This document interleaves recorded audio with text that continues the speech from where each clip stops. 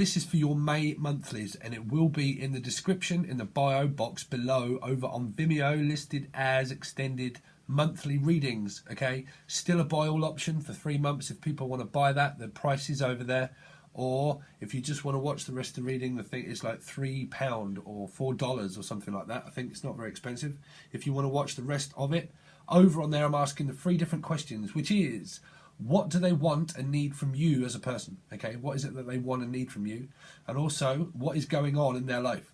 Okay, and how do they think and how do they feel about you and the situation? So after clarifying everything and pretty much how I normally do stuff, also after doing that, ask those questions, and hopefully it kind of breaks it down and gives you one kind of general aspect of what could be going on with you and your partner, or situation that you seem to be in. Hopefully that it's not very traumatic, Libra. But thanks very much for subscribing and everybody else that gives comments. I really do appreciate it. But let's get on with the show. Okay, but if you want a personal reading, that is in the description as well. Just give me an email. Okay, so we've got the first card out, which is the appearance, the leadership, the pride, the impressions, and the karma card, which is drunken love. So this is the moment after tarot. So someone in the past could be like drunken love. It's like drunken love. What's the song? I forget what her name is. Blonde hair.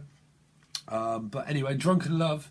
Someone could be love drunk. Like many rivers to cross, but I can't seem to find my river. Someone can't seem to find their emotions, probably. They're trying to find and gain their emotions back, but someone could have been drinking in the past or just drunk in love. But this is also someone that's new, so it could be like children or something like that. But it's fresh and new, but it's like a love offer that's trying to extend itself out. But as a karma card, somebody could have been drunk in love and not expressing of it, okay, but also like maybe drinking to suppress the feelings, because this is like drinking to suppress those young feelings that are kind of held within. Okay, someone's holding it within. So that's the pride. Okay, so we go on to the second house, which is the 9.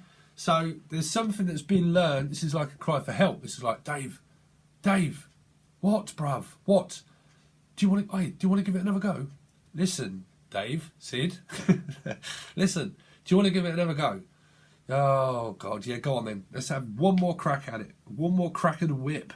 Someone could be like trying to detox from something that's like drinking or something like that. This is trying to give it another go. This is like, well, listen, Dave, in order for us to go forward again, we need to work on it. We need to work on this together. So don't leave me again. Let's work on it together. Because something's going on. Something is going on. There's a bit of separation between us both, or there has been, but you need to start looking at me. Well, you need to start looking forward. Okay, so let's look forward together and give it another go, shall we? Shall we? So where are we headed? So now we're going to the third house, which is the communicating, how you've been communicating, also with family. Whoa, which is also like Neo. Someone's defensive. Someone's defensive about something. It's like, Jesus Christ, you do that once more and I'm going to chop you in the throat, bruv. I am going to chop you in the throat because I'm like Neo at the moment. I'm probably suffering from the Matrix.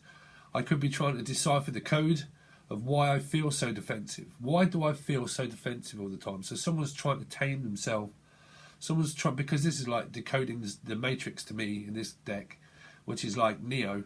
You've seen the Neo film in the third one where he kind of spins on his pole and kind of, which is the people that try to attack him when he breaks out the Matrix. Every time he tries to break out, okay, he gets attacked.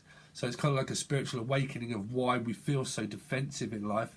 So this is why it can be like family dynamic also.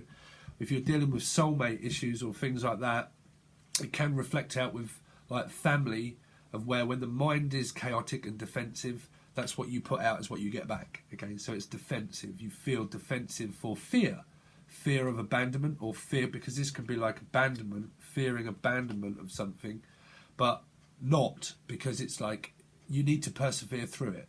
You can never give in to fear. You always have to persevere forward constantly all the time. Okay, but there's someone here with you in this that's working on it with you.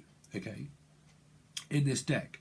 But someone is traumatic through someone being very defensive, trying to crack the code to something. This is like trying to crack the code of conditioning, which I always say you can't crack the code of someone's conditioning. If it's love and things like that, you have to work on that together, because that's why you have separation, you know, because it gives you time to reflect on, well, why do we feel so defensive? Why do we constantly need to fight all the time? It's the fight or flight, you know. Someone's like very flighty, because this can be like a ghosting effect of where people constantly ghost people all the time, and then they end up traumatic of like, well, fucking, why do I feel like I always attract people that ghost me all the time? Well, there's, you know, you attract yourself to it. That's why it's a law of attraction, because you're not dealing. This is like a 9 of trying to deal with a cry for help also, okay, where it's reaching a completion. So a 9 is where the lesson should be learned before the ending, okay?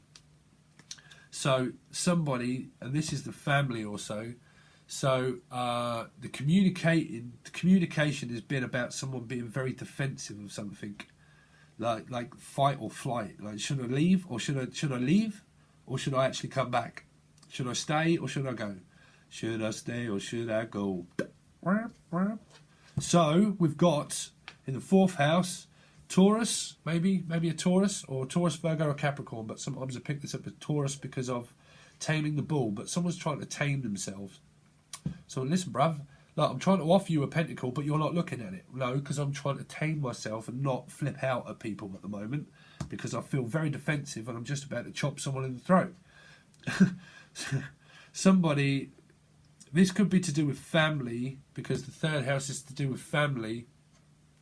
The 4th house is the foundation of the relationship that it's built on, which is trying to find something that's more stable, like trying to find something that's more grounding and stable, like not so dramatic, that's calming, because someone's trying to tame themselves of somebody feeling very defensive of where they're probably fighting over something like this, because this can be like internal conflict, you know. This is like a battle within themselves, because it's to do with the Matrix. If it is a battle that Neo went through within himself to try and find himself, because he wanted to be the one, okay?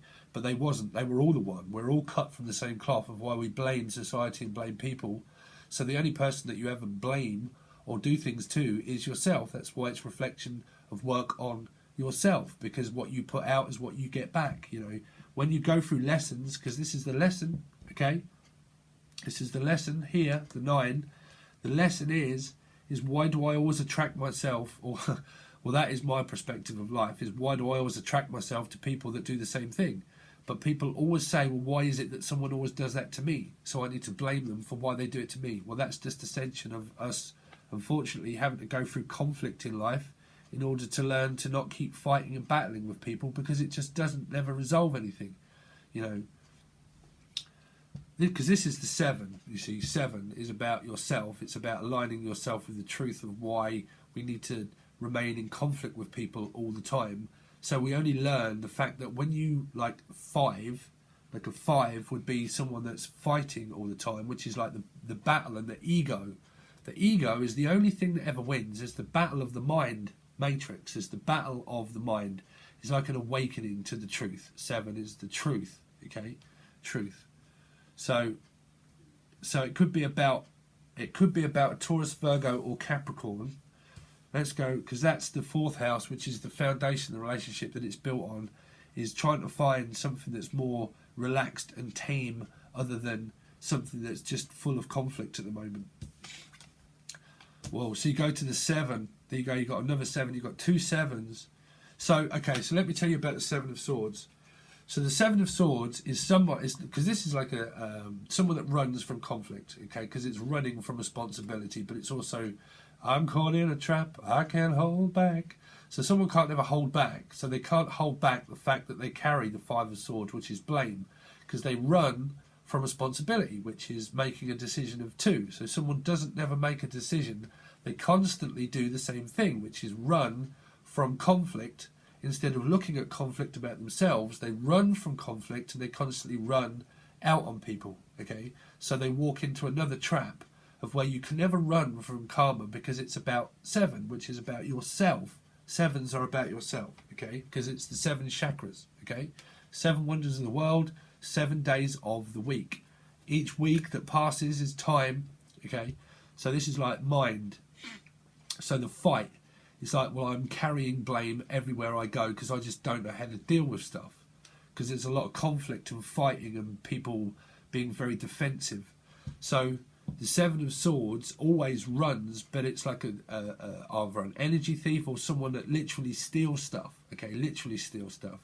But they always walk into a trap because you will always get caught, karmically or physically with police. Okay, you will always will.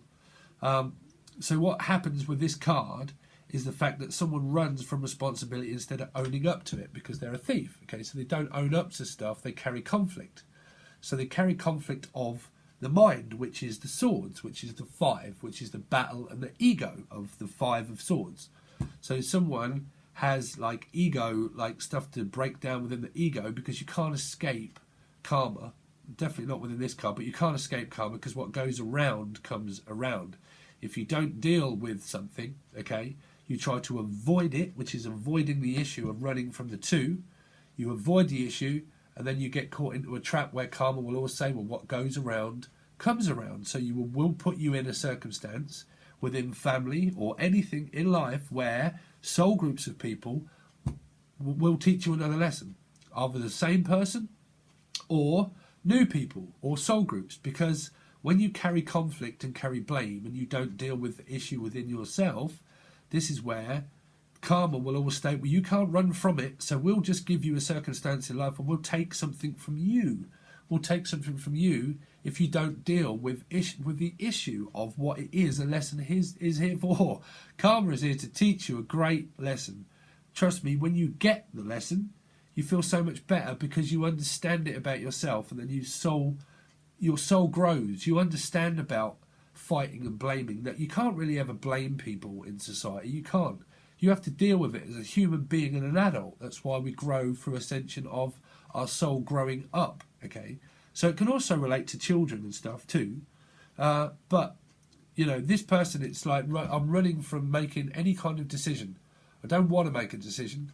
At the moment, I am running from conflict, but I also have internal conflict too, because it's a seven of yourself. So every time you have conflict within yourself, because this is conflicted, someone's conflicted of just things in life being completely out of control, of where soul groups of people within family dynamics, also because it's the third house, you know, family dynamics all become out of control because karma won't let you escape the control, because you need to deal with it like Neo did. He had to deal with it, and he had to use all the people, because someone could be like using somebody, but like he had to use all the people within the matrix where they all taught him the lesson. They were all the one. He wasn't. We're all cut from the same cloth. So he learned from everybody to become the one, but he wasn't. Everybody was, because they helped him along his journey. Okay, his journey, his ascension journey, of where everybody helps everybody understand about conflict, pain, and running from responsibility, like the devil did. It doesn't matter, because we're all cut from the same cloth, like Lucifer was with God and the sacrifice of us all. Everybody walks upon one energy source. That's why you learn to manifest things into life, but not if you're full of conflict and blame, because you will never be able to escape it. You can't escape yourself, can you? Everybody's cut from the same cloth, so you can't escape yourself. People in the Matrix, when he tried to break out the Matrix, okay, everybody, he got found by the what were they? The people that used the phone, and he wanted to eat meat, and he wanted to do all that kind of stuff, and he wanted to live back in the Matrix. But every time they come back into society, they were being attacked left, right, and centre to put them back into the Matrix. Okay, so the Matrix was the place that they shouldn't really be, because it wasn't reality, really. Okay, so this is like reality, a reality check. Reality check, checks and balances, sevens. They talk about checks and balances. If you get the Seven of Pentacles, okay, it talks about checks and balances. How much have I grown? How much have I invested into myself? Also, how much am I waiting for a return on my investment? Because this is like a return of something, a return. But a return on my investment, so you could be waiting for a return on my investment. But the Seven of Pentacles, or the sevens, talk about like a return. Checks and balances. How much am I still carrying conflict with people? Or how many people are keeping conflict with me? How many people do I cut out? Have I got a lot of conflict within myself? Because it's always about yourself. It's never about anybody else that causes conflict. If you are someone that has conflict and that you run from things and that you have internal conflict of blame, you blame someone else and you scare them off and they scare you, and then what do? You start to mirror people. So there you go, 7 and 7.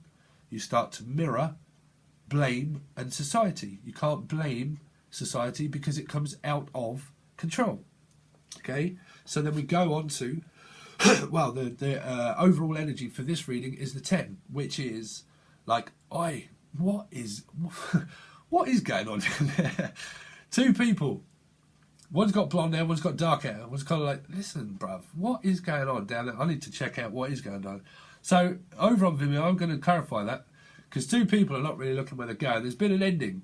So what did we come up with? Like a completion and then an ending, which is a cycle of something fresh and new that can be reborn. It can be with the same person, playing out the same cycle again, or learning from your mistakes in order to do it with the same person, but like resolve it. Tarot cards are always about advice. Okay, they're an advice system.